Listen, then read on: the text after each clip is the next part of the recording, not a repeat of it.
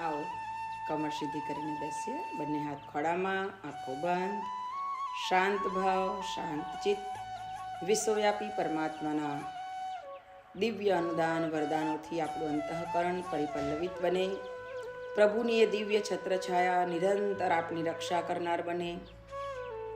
सदैव ये परम ब्रह्म चैतन्य शक्ति ने स्मरण करता करता आत्मसात करता करता तेना मय बनवा माटेनो प्रयत्न करिए।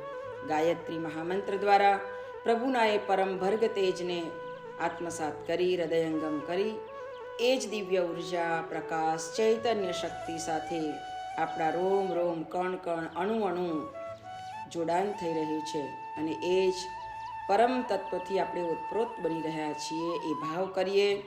સોહમ શિવોહમ સચ્ચિદાનંદોહમ અહમ બ્રહ્માસ્મિ અહમ બ્રહ્માસ્મિ અહમ બ્રહ્માસ્મિનો ભાવ ભીતરમાં જાગૃત થાય। તમામ પ્રકારના કષાય કલ્મસ દોષ દુર્ગુણ પાપ કુસંસ્કારનો સર્વથા નાશ થાવો। આપણા અંતઃકરણમાં માત્ર ને માત્ર પ્રભુની દિવ્ય પરમ ચૈતન્ય શક્તિ તત્વમસીનો ભાવ સતત આપણા હૃદયમાં જાગૃત રહે એવી મંગલમય પ્રાર્થના સાથે સ્વસ્વર ગાયત્રી મહામંત્રનું સ્મરણ કરીશું, હૃદયથી પ્રાર્થના કરીશું, સૌના કલ્યાણની કામના કરીશું। ઓમ ભૂરભુવઃ સ્વાહા तत्सवितुर्वरेण्यं भर्गो देवस्य धीमहि धियो यो नः प्रचोदयात्।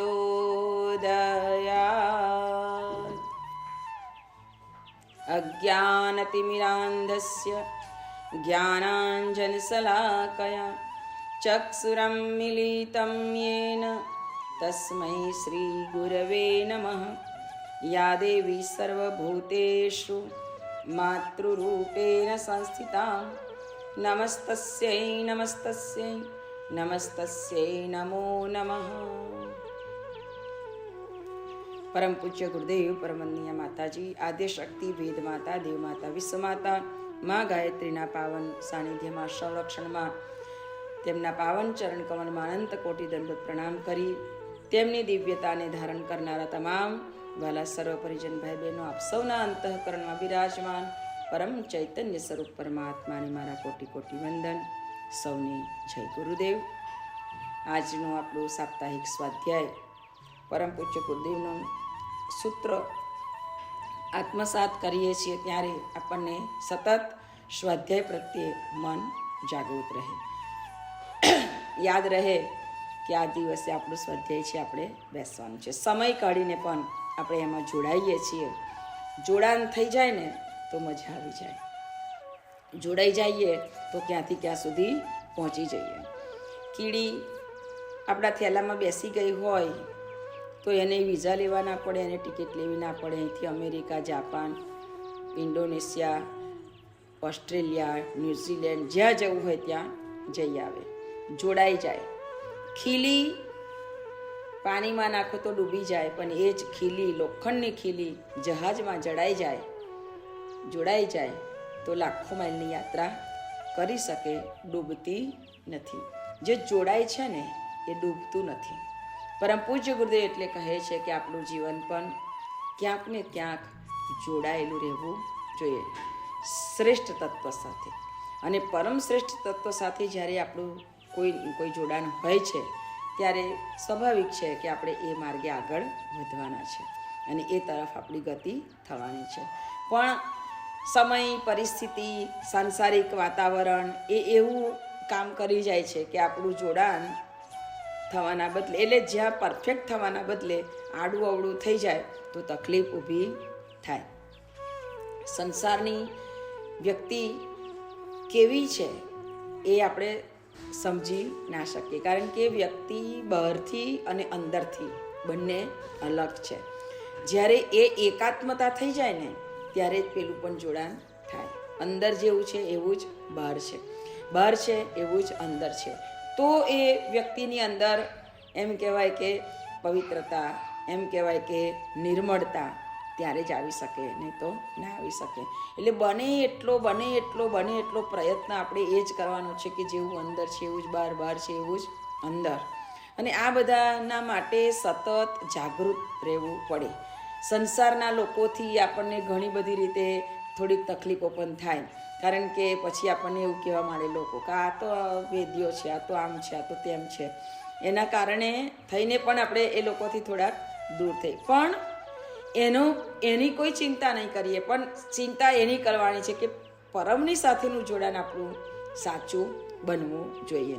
અને એ જોડાણ થઈ જાય ત્યારે તમામ વાહિયાત વાતો જે છે, જે નકામી વાતો છે, એ નકામી બાબતોથી આપણે દૂર ખસી શકીએ. અને જરૂર એ જ છે.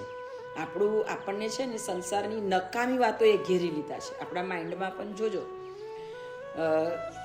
જે ના કામની વાતો હોય ને એ વધારે પડતી છે, જે ના વિચારવાનું હોય એ વધારે પડતું છે. એટલે જે સારું વિચારવાનું છે, જે સારાને જગ્યા આપવાની છે, એ જગ્યા અંદર રહેતી નથી.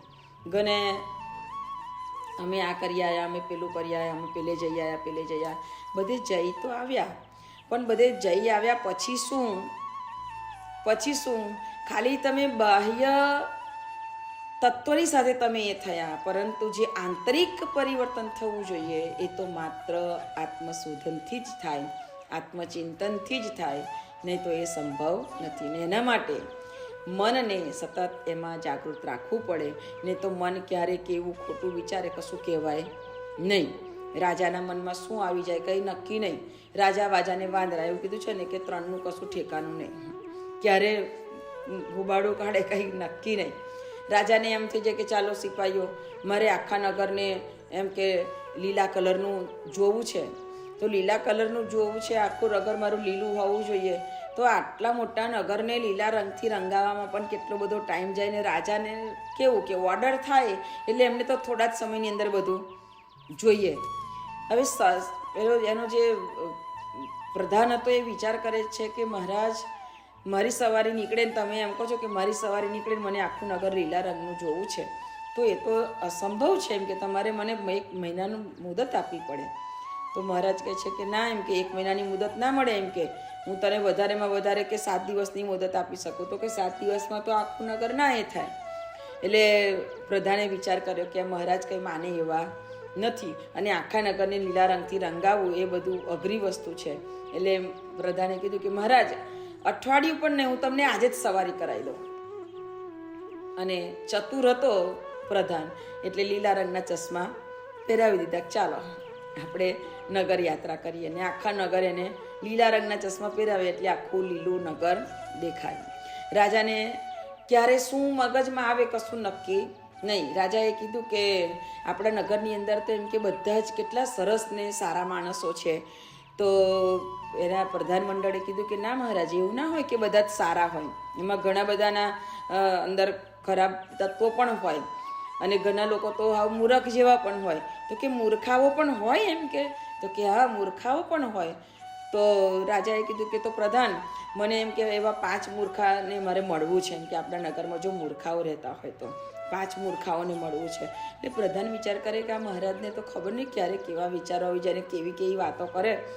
એટલે કે ભલે મહારાજ, હું હવે શોધખોળ કરીશ, મને તમારે ટાઈમ તો આપવો જ પડે હવે શોધવા જવાનું. એટલે કે સારું, એમ હું તને અઠવાડિયાની મુદત આપું છું. અઠવાડિયા પછી તું મને આ બધું ક્યારે આવે ખોટું મગજને તમે સારો વિચાર ના આપો ને, એને તમે સારી જગ્યાએ બાંધી ના રાખો ને, ગુરુદેવનું કહેવું એવું છે, ત્યારે એ મગજ ના કામનું વિચાર્યા કરે. અને આ મહારાજને આ થયું, આવો રોગ કશું ના આવે તો આવું ના કામનું વિચાર્યા કરે. મહારાજને કીધું કે હું 7 દિવસમાં તમને મૂર્ખાઓને મળાવીશ. એટલે પ્રધાન તો ઘરે ગયા, અને પ્રધાને વિચાર કર્યો કે હવે આ મૂર્ખાઓને શોધવા મારે નીકળવું તો પડશે જ. એમ કે એની મૂર્ખામી સાબિત કરવી પડશે મહારાજ પાસે. એટલે નીકળ્યા નગરમાં નીકળ્યા ને અંધારું થઈ ગયું હતું. તો એક વ્યક્તિ કશું શોધતી હતી સ્ટ્રીટ લાઇટ નીચે. એટલે બિરબલે પેલા પ્રધાને પૂછ્યું કે શું કરે છે ભાઈ તું? એમ કે તો કે હું એમ કે મારી સોનાનો સિક્કો ખોવાઈ ગયો છે, એટલે હું શોધું છું. એમ કે તો કે બરાબર, હું શોધવા લાગું તને? તો કે શોધવા લાગો તો સારું. એમ એટલે બંને જણ શોધવા લાગ્યા, પ્રધાન અને પેલો વ્યક્તિ. તો એને કંઈ મળ્યું નહીં. પ્રધાને જ વિચાર કર્યો કે આટલી જ જગ્યામાં હોય તો દેખાઈ જાય, સોનાનો સિક્કો તો તરત દેખાઈ જાય. તો કે ભાઈ તારો સિક્કો ખોવાયો તો કઈ? તો કે પેલી બાજુ અંધારું છે ને ત્યાં. તો કે તો ત્યાં શોધ ને, અહીંયા શું કામ શોધી? પણ ત્યાં અજવાળું નથી એમ કે, ત્યાં લાઇટ નથી એટલે અહીંયા શોધું છું લાઇટમાં. એટલે પ્રધાને કીધું કે ઓહો, આવો મૂર્ખોય છે એમ કે આપણા નગરમાં, કે અજવાળામાં શોધવાનું. તો આખો દિવસ રાત શોધે તોય ના મળે એમ કે, વર્ષો વીતી જાય તોય ના મળે. જ્યાં ખોવાયું છે ત્યાં શોધવાનું હોય. તો કે સારું, તારું નામ શું છે? એટલે એનું નામ લખી દીધું. એનું નામ લખી દીધું ને એને કીધું કે તું 7મા દિવસે મહારાજના દરબારમાં આવજે. તો કે હે, મહારાજના દરબારમાં મને ત્યાં સિક્કો મળી જશે એમ કે? તો કે એક નહીં, વધારે સિક્કા મળશે એમ કે તને. તો કે સારું સારું, તો હું આવીશ. પેલા પ્રધાને એનું નામ ને બધું લખી દીધું. પછી પ્રધાન રાત થઈ ગઈ એટલે ઘરે ગયા, સૂઈ ગયા. એટલે પ્રધાન વિચાર કરે છે કે આરું નગરમાં આવાય મૂર્ખાઓ રહે છે, એટલે મને જરૂર એમ કે મહારાજે કામ સોંપ્યું છે તે મળશે તો ખરા જ મૂર્ખા. બીજા દિવસે સવારે નાહી ધોઈ ચા પાણી કરીને નીકળી ગયો ભાઈ પ્રધાન તો મૂર્ખાઓ શોધવા. તો ચાલતા ચાલતા ચાલતા એક શેરીની બહાર નીકળે છે. તો બહાર આગળ જાય છે તો બધું ખેતરો ને એવું બધું હોય છે. તો ત્યાં જોયું તો એક ખેતરમાં એક ઝૂંપડી હતી. તો ઝૂંપડીની ઉપર એક વ્યક્તિ ભેંસ ચડાવી, એના છાપરા ઉપર ભેંસ ચડાવી હતી. તો પેલા પ્રધાને જઈને પૂછ્યું, અલે આ શું કરે છે તું આ ભેંસને ઉપર ચડાવીને? તો કે કચરું ઉગ્યું છે ને તો ભેંસ ચરી લે ને, એટલે એમ કે ભેંસને ઉપર લઈ આવ્યો છું, એટલે કચરું બધું ચરી લે તો સાફ થઈ જાય એમ. તો કે હે, આ ભેંસને કચરું ચરાવવા તો ઉપર ચડાવી?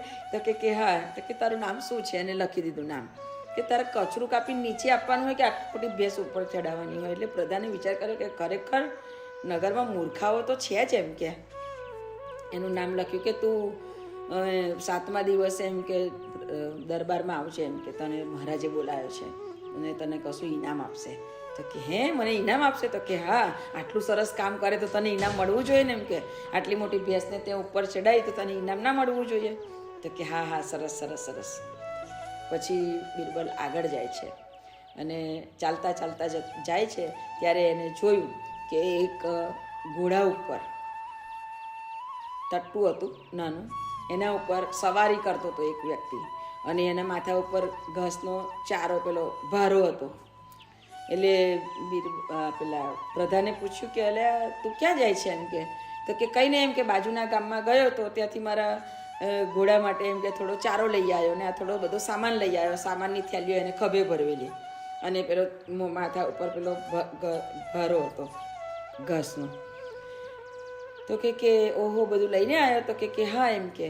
તો કે તું હાટમાંથી આવ્યો, આટલું બધું લઈને આવ્યો, પણ તું આ કેમ હાથમાં બધું પકડી રાખ્યું છે? તો કે મારું ટટ્ટુ નાનું નથી એમ કે, તને દેખાતું નથી? આ ટટ્ટુ નાનું છે, એના ઉપર કેટલો ભાર આપવો? એટલે થોડો ભાર મેં ઉંચકી લીધો છે એમ કે. તો કે હા, એ વાત સાચી એમ કે, થોડો ભાર ત્યાં ઉંચકી લીધો છે. એટલે એનું નામ લખ્યું કે તું દરબારમાં આવજે એમ કે. આ 3 તો મળી ગયા. બિરબલ 7મા દિવસે દરબારમાં જાય છે. બિરબલ આવડે છે. પ્રધાન 7મા દિવસે દરબારમાં જાય છે. મહારાજને કહે છે કે મહારાજ મહારાજ, હું એમ કે તમે જે કામ સોંપ્યું હતું તે કરી લાવ્યો છે એમ કે. તો કે બોલ બોલ એમ કે, શું તું લઈને આવ્યો એમ કે? આપણા નગરમાં મૂર્ખાઓ છે? તો કે હા એમ કે, મૂર્ખાઓ છે અને હું લઈને આવ્યો છું એમ કે. તો કે સારું સારું, હાજર કરે એમ કે. એટલે મૂર્ખાઓને હાજર કરે છે.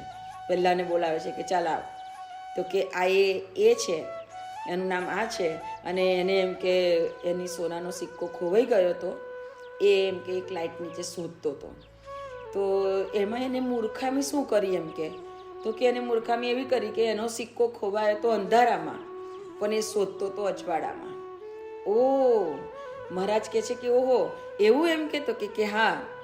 પછી બીજાને હાજર કર્યો કે તું શું કરતો હતો? તો કે એના છાપરા ઉપર ઘાસ ઉગ્યું હતું, એટલે એને ભેંસને છાપરા ઉપર ચડાવી હતી ઘાસ ચરવા માટે એમ કે. આટલી મોટી ભેંસને છાપરા ઉપર ચડાવી, છાપરું કદાચ તૂટી પણ જાય એવી સ્થિતિમાં હતું, પણ એને ભેંસને છાપરા ઉપર ચડાવી હતી ઘાસ ચરવા માટે. અન્યથા તો ઘાસ કાપીને એને નીચે મૂકવાનો હોય. તો કે હા હા એમ કે, એ તો એવું જ હોય ને, આ તો સામાન્ય વાત છે એમ કે ઘાસને કાપી લાવીને ભેંસને મૂકવાનું હોય એમ. તો કે પણ એને ભેંસને છાપરા પર ચડાવી હતી. ઓહ, મહારાજ કે અરે વાહ, આવા મૂર્ખાય છે? તો કે હા એમ કે. સારું સારું. ત્રીજાને હાજર કર્યો, અને શું કર્યું?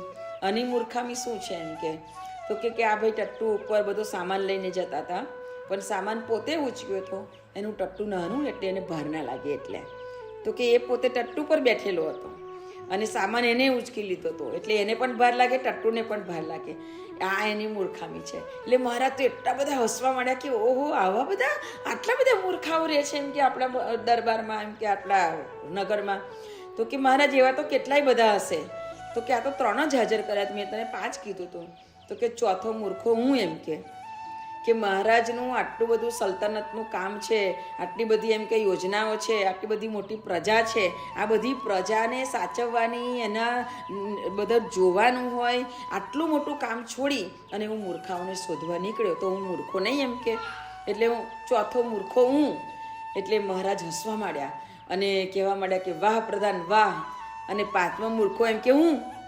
મહારાજે જાતે નક્કી કરી લીધું કે 5મો મૂર્ખો હું. તો કે મહારાજ એ તો મારાથી ના કહેવાય, પણ તમે જાતે સ્વીકારી લીધું એટલે તો બહુ સરસ કહેવાય. કારણ કે તે મારી આંખ ખોલી છે એમ કે પ્રધાનને કહે છે, તે મારી આંખ ખોલી. તો કે કેવી રીતે એમ કે? તો કે તું આટલું બધું તારી જવાબદારીને યાદ કરીને કહે છે કે મારા માથે કેટલી મોટી જવાબદારી છે પ્રધાન હોવાના નાતે, અને હું એમ કે આવા મૂર્ખા શોધવા જાઉં તો મારા જેવો મૂર્ખો કોણ? તો કે એ તોને જો સમજાઈ જતું હોય તો હું તો મહારાજ છું હે પ્રધાન, તો મને તો સમજાવવું જોઈએ ને કે આજે પ્રજાની આટલી બધી એમ કે સારવાર કરવાની હોય, કેટલી બધી આપણા નગરની આ તે કેટલા કામો હોય, અને કેટલી સંભાળ રાખવાના બદલે મારા મગજમાં એવું કેવું આવી ગયું એમ કે મૂર્ખાઓ શોધવા તને મોકલી દીધી. એટલે એમ કે હું મૂર્ખો જ કહેવાઉં ને. એટલે પ્રધાને નમસ્કાર કરીને કીધું કે મહારાજ, આપણને કોટી કોટી વંદન કરું છું કે તમે આવા જાગૃત રહેજો કે આપણે કઈ સાચી બાબતો છે એના ઉપર ધ્યાન આપવું જોઈએ અને કઈ ખોટી બાબતો છે એને આપણે નિર્લેપ કરવી જોઈએ, એને આપણે જતી કરી દેવાની જોઈએ, એને મગજમાં સ્થાન ના આપવું જોઈએ. આ એક નાની સરખી વાતે આપણને મગજમાં સ્થાન આપ્યું, એના કારણે આજે તમે જુઓ કે આપણે દિવસ રાત આજે 7 દિવસ આપણે એમાં બગાડી નાખ્યા. મેં તમારી પાસે 7 દિવસની મોહલત માગી હતી, એમાં આપણે 7 દિવસ ખોટા બગાડી નાખ્યા. એટલે મહારાજને બહુ પસ્તાવો થવા લાગ્યો કે ખરેખર મારા એમ કે દરબારમાં તારા જેવા પ્રધાનની બહુ જરૂર છે. તો કે પ્રધાન કહે છે કે મહારાજ, હું તમારી પડખે જ છું અને હું ખોટું નહીં જ થવા દઉં.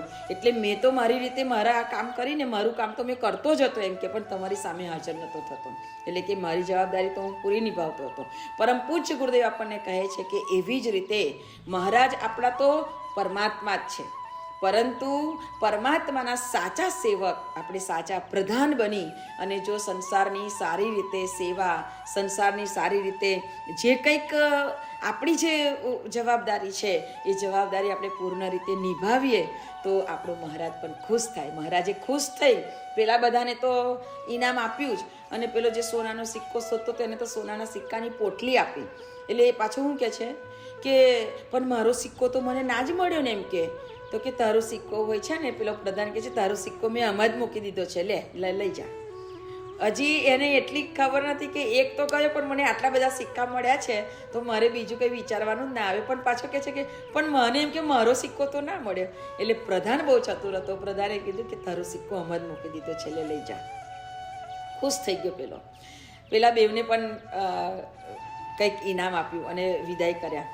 છતાંય એ લોકોને એવી નથી ખબર પડતી કે આપણી મૂર્ખામી પર આપણને ઇનામ મળ્યું છે.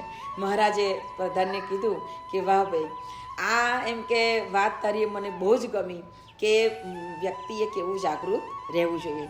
પરમ પૂજ્ય ગુરુદેવ પણ આપણને કહે છે કે આપણે એક પરિજન હોવાના નાતે, આપણે એક મહાસત્તા મહાકાલના એક ગણ હોવાના નાતે, એક મહાકાલની એક વિશેષ મોટી યોજના જે છે યુગ પરિવર્તનની યોજના, આટલી મોટી યોજના ગુરુદેવે આપણી સામે મૂકી હોય તો આ પરિવર્તનની યોજનામાં મારું યોગદાન શું હોવું જોઈએ? આપણે પહેલાં એના ઉપર ચિંતન અને મનન કરવું જોઈએ. નાની નાની બાબતથી પણ મારી ક્યાં ભૂલ થઈ, મારી અંદર કેવો બદલાવ લાવવો જોઈએ, પરિવર્તન મારામાં કેવું લાવવું જોઈએ, એના માટે આપણે બહુ જ ચિંતન મનનની જરૂર છે. ગુરુદેવ આપણને આવા નાના નાના કોઈને કોઈ લઘુકથાના માધ્યમથી, એવા દ્રષ્ટાંતોના માધ્યમથી આપણને એ સમજાવવા માગે છે કે સંસારની અંદર આવ્યા છીએ, સમય ક્યારે આપણો પૂરો થઈ જશે ખબર નહીં પડે, પરંતુ એ સમય વીતી જાય એના પહેલાં આપણે આપણા જીવનની અંદર આપણે જે ઉદ્દેશ્યને લઈને આવ્યા છે અને હવે પાછળનું મારું જે આગળનું જે જીવન બનાવવાનું છે એ મારે કેવું બનાવવું જોઈએ એના ઉપર આપણે ખૂબ ધ્યાન રાખવું જોઈએ. તો આપણે આપણા ઘર પરિવાર સાંસારિક સામાજિક જે કંઈક આપણી જે સમસ્યાઓ છે, જે કંઈ વ્યવહારો છે, એ બધું જ નિભાવતા પરમ કૃપાળુ પરમાત્માને, મહાકાલ સ્વરૂપ પ્રજ્ઞા અવતાર પરમ પૂજ્ય ગુરુદેવને આનંદ થાય, શક્તિ આપવાનું મન થાય, સાથે રહેવાનું મન થાય, આપણને આગળ ધપાવવાનું મન થાય. એ રીતે આપણું ચિંતન મનન બનાવીએ કે શું કીધું છે. એક એક શબ્દનું ગહનતાથી આપણે ધ્યાન કરવું જોઈએ. કીધું છે ને કે શબ્દ ઉપર વિચાર કરવાનો છે. શબ્દથી જ વ્યક્તિના વ્યક્તિત્વની અંદર પરિવર્તન આવે છે. એટલે તો કીધું છે કે શબ્દનું તો કેટલું માન છે. સંતોનો એક શબ્દ જ્યારે હૃદયમાં ઉતરી જાય છે ને, ત્યારે એ એક શબ્દ માણસની અંદર આખું પરિવર્તન લાવી દે છે. આ જ શબ્દ આપણને જ્યારે સંભળાઈ જાય છે ત્યારે હસતો માણસ રડવા માંડે છે અને રડતો માણસ હસવા માંડે છે. એક શબ્દ સંભળાઈ જાય ને ત્યારે સૂતો માણસ જાગી જાય છે અને જાગેલો માણસને કંઈક શબ્દ સંભળાઈ જાય તો બેઠો થઈ જાય, બેઠો થયેલાને કંઈક સંભળાય તો એ ચાલતો થઈ જાય, ને ચાલતાને કંઈક સંભળાઈ જાય તો એ દોડતો થઈ જાય છે. આ શબ્દની કમાલ છે અને તેથી શબ્દને બહુ સાચવીને વાપરજો. આ શબ્દની અંદર તો ગહનતા છે. આ સંતો ઋષિઓ મહાપુરુષો અને સદગુરુના શબ્દને જ્યારે આત્મસાત કરે છે જીવ, ત્યારે એ જીવ ભવસાગર તરી જાય છે. તો આપણા હૃદયની અંદર પણ સદગુરુના એ શબ્દ વચનને આત્મસાત કરીએ અને આપણા સૌનું જીવન ઉજ્જવળ બને, દિવ્ય બને એવી હૃદયથી પ્રાર્થના કરીએ. આવો આજના વાણી પુષ્પને ગુરુચરણમાં અર્પણ કરી પ્રાર્થના કરીએ કે હે ગુરુદેવ, અમારા સૌના મન હૃદય અંતઃકરણમાં જે સાચી બાબતો છે ને એના ઉપર જ ધ્યાન રહે એટલી અમને શક્તિ આપજો. સંસારની ખોટી બાબતો પ્રત્યે કદી પણ આપણું મન ના જાય. અને શું કર્યું, પેલાએ શું કર્યું, આનું કેમ થયું, પેલાનું કેમ થયું, એ બધાના કર્મ પ્રમાણે થતું જ રહેશે. કોઈ ચિંતા કરવાની જરૂર નથી. આપણા કીધે કશું થાય નહીં, આપણા કીવાથી કશું નહીં થાય. અને એટલે જ આપણે હંમેશા આપણી ઈચ્છાઓને મૂકી દઈએ.